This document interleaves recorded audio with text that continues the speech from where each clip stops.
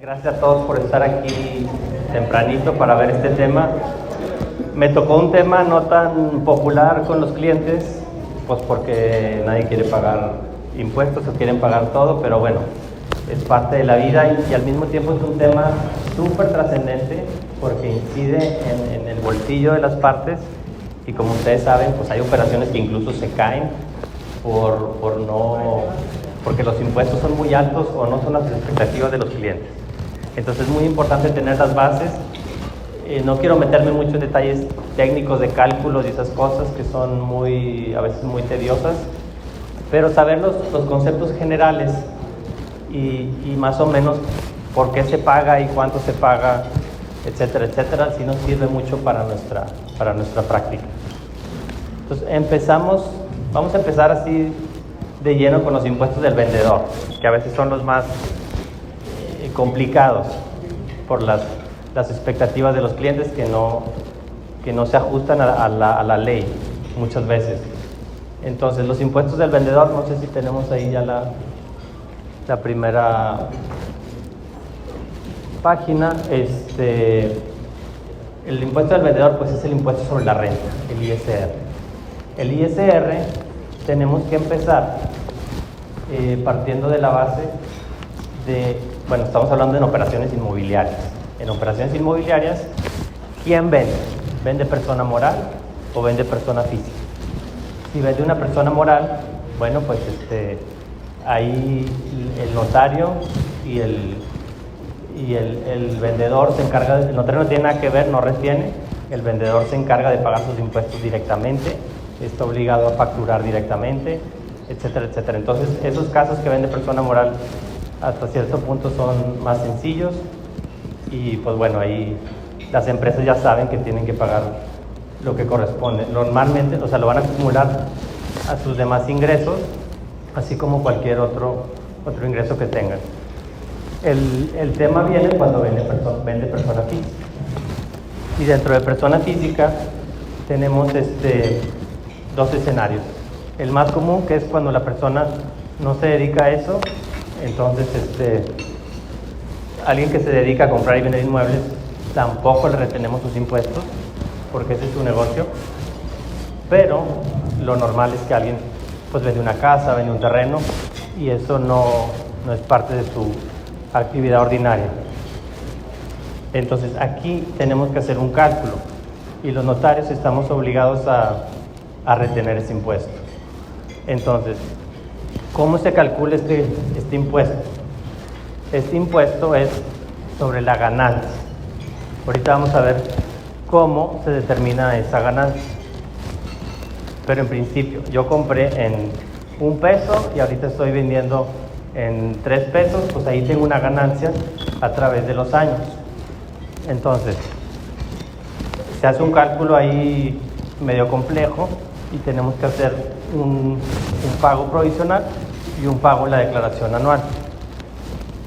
El pago provisional, bueno, ya lo vimos, que el pago es sobre la ganancia, pero esta ganancia, ¿cómo se determina? En primer lugar, por el costo que me costó el terreno. Aquí es importante considerar que si es una operación de 2014 o posterior, de marzo de 2014 o posterior, necesitamos una factura electrónica. Una factura electrónica que si vendió una empresa, pues la expidió la empresa o la debió expedir la empresa, o una factura expedida por el notario, que es la factura complemento. No sé si han escuchado esta factura. Es la factura de honorarios del notario, pero lleva un complemento fiscal con los datos de la operación. Y esta es el comprobante fiscal de la operación. Si no se cuenta con esa factura, hagan de cuenta que no le costó. Entonces, ¿qué va a pasar? Va a tener muchísima ganancia. La ley permite, cuando no tienes costo, un 10%, pero como quiera un 10% pues es mínimo. Entonces, bueno, teniendo lo que me costó, supongamos tengo mi factura o la escritura es anterior a 2014, este es el primer concepto que yo puedo deducir.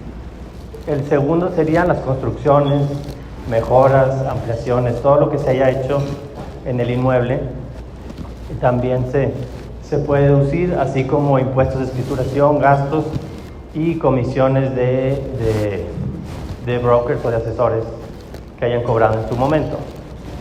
Entonces tengo todas esas cosas deducibles contra el precio que estoy vendiendo ahorita.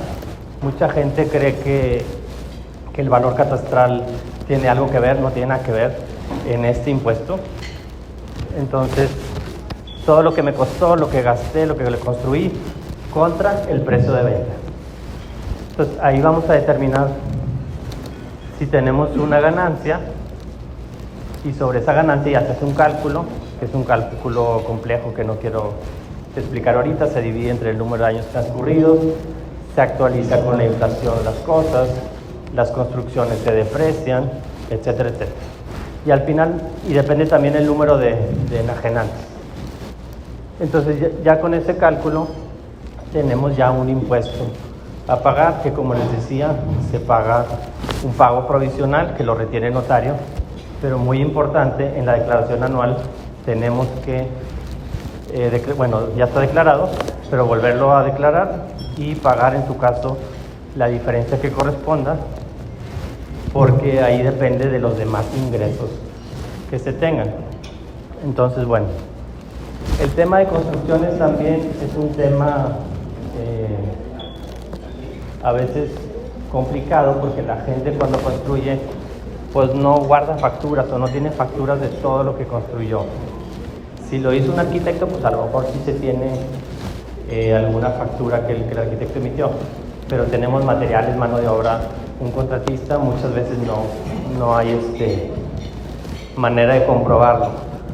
¿Cómo lo vamos a comprobar? Con un avalúo referido.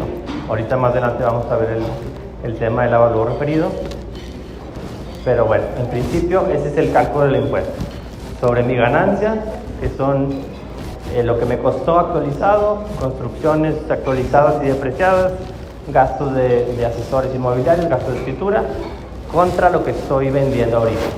Y si hay una ganancia, se divide entre el número de años, los enajenantes, y hay un cálculo que nos marca la ley. Aquí, para calcular lo que se necesita, la escritura. La escritura, el precio de venta, en su caso actas de matrimonio, para ver cuántos enajenantes hay. Y ¿me pasa alguna?